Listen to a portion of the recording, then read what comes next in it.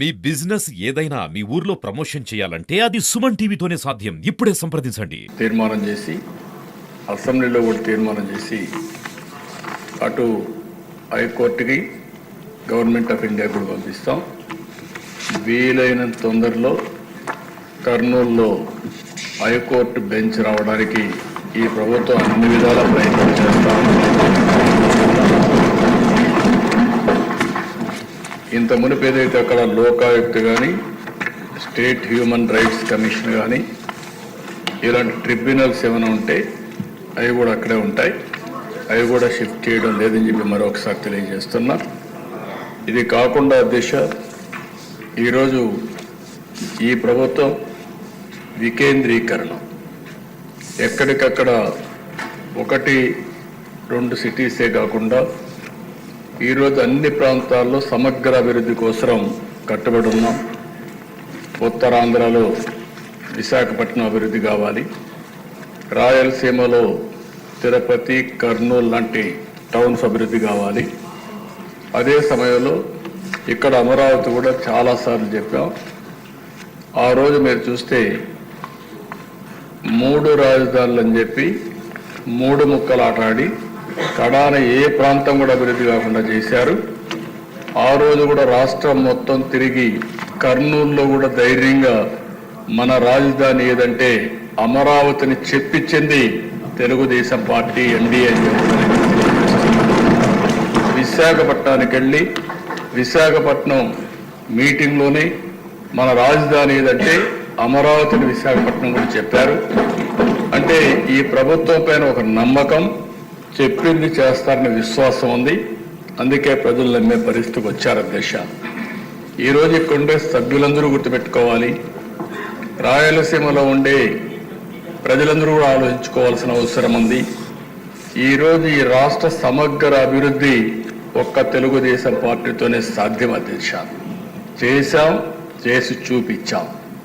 ఈరోజు ఒక్కసారి ఆలోచిస్తే అధ్యక్ష, రాయలసీమ రాళ్లసీమగా మారిపోతుంది, ఎడారిగా మారిపోతుంది అనుకున్నప్పుడు మొట్టమొదటిసారిగా బచావత్ అవార్డుని ఒక ఆధారంగా చేసుకుని మనకు నీళ్లున్నాయి, ఈ నీళ్లు కృష్ణా జలాలు రాయలసీమకు తీసుకుపోవాలని ఆలోచించింది మొట్టమొదటిసారిగా తెలుగుదేశం పార్టీ.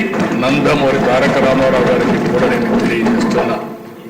ఆ రోజు ప్రారంభించిన ప్రాజెక్టులు మీరు చూస్తే తెలుగు గంగా, హంద్రి నీవా, నగిరి గాలేరు ఇలాంటి ఆల్ ప్రాజెక్ట్స్ అధ్యక్ష ఈరోజు అక్కడ జరిగిన అభివృద్ధి అంతా కూడా తెలుగుదేశం పార్టీనే ప్రారంభించాం.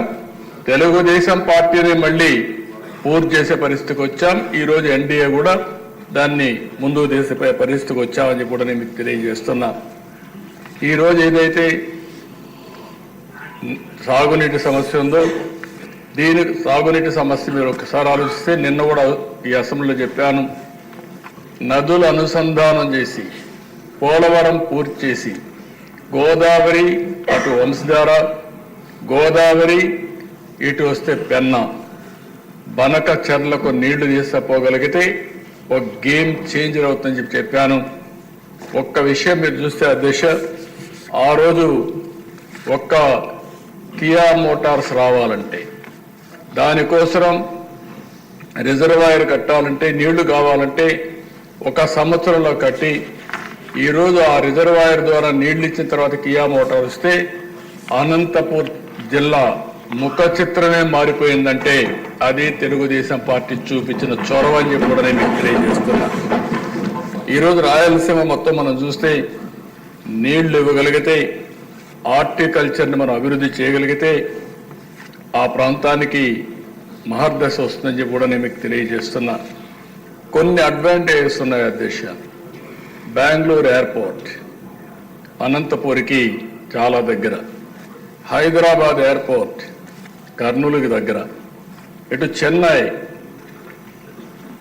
చిత్తూరుకి దగ్గర. ఈ 3 అవకాశాలు ఉపయోగించుకోగలిగితే ఆ ప్రాంతాన్ని బ్రహ్మాండంగా అభివృద్ధి అయ్యే అవకాశం ఉంటుంది. ఇంకో పక్క ఇన్ఫ్రాస్ట్రక్చర్ కూడా మీరు చూస్తే రాయలసీమలో బెస్ట్ రోడ్స్ వచ్చాయంటే నేషనల్ హైవే కానీ స్టేట్ హైవే కానీ అది తెలుగుదేశం పార్టీ హయాంలోనే వచ్చాయి దశ. అవన్నీ కూడా ఆ రోజు ప్రతిపాదన పెట్టాం, అన్నీ వచ్చాయి. ఇంకొక పక్క ఓర్వకల్లో ఎయిర్పోర్ట్ కట్టాం.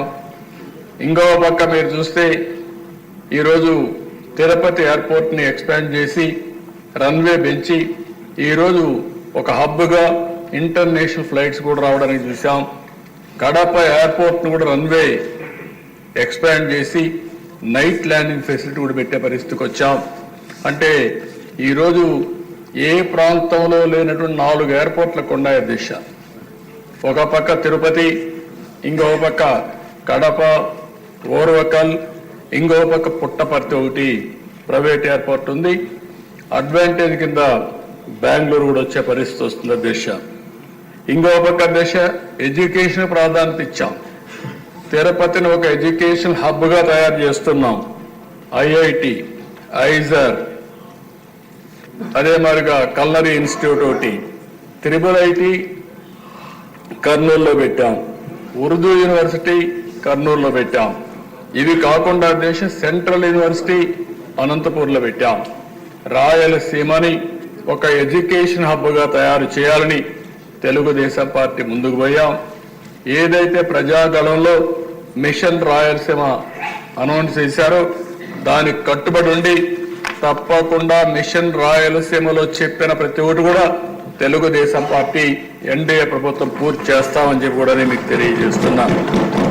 ఈరోజు అధ్యక్ష, రాయలసీమకి ఏదైతే హార్టికల్చర్ హబ్గా తయారు చేయాలని నీటి సమస్య ఉంది కాబట్టి 90%తో డ్రిప్ ఇరిగేషన్కు సబ్సిడీ ఇచ్చాం.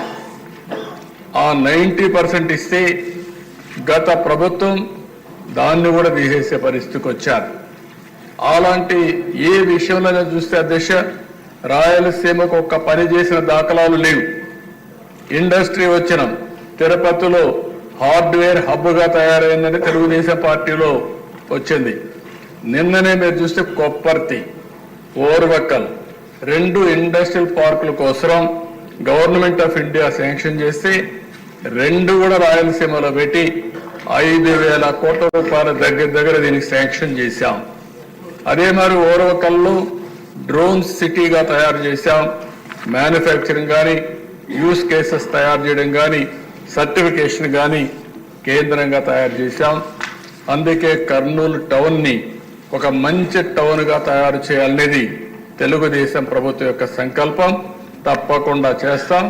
అందులో ఒక అడుగు ముందుకేస్తూ ఈరోజు హైకోర్టు బెంచ్ని కర్నూలులో పెట్టడానికి ఈ హౌస్ తీర్మానం చేస్తున్నామని కూడా నేను తెలియజేసుకుంటూ మరొకసారి మేమిచ్చిన కమిట్మెంట్స్ ఏవైతే ఉన్నాయో అవన్నీ కూడా ఒక్కొక్కటే పూర్తి చేసుకుంటూ ఆ అన్ని ప్రాంతాలను అభివృద్ధి చేస్తూ ఈ రాష్ట్ర అభివృద్ధి కోసం కట్టుబడి ఉన్నామని చెప్పి తెలియజేసుకుంటూ సభ్యులందరూ కూడా దీన్ని పూర్తిగా సమర్థించాల్సిందిగా ప్రతి ఒక్కరికి విజ్ఞప్తి చేస్తూ మీ దగ్గర సెలవు తీసుకుంటున్నాను.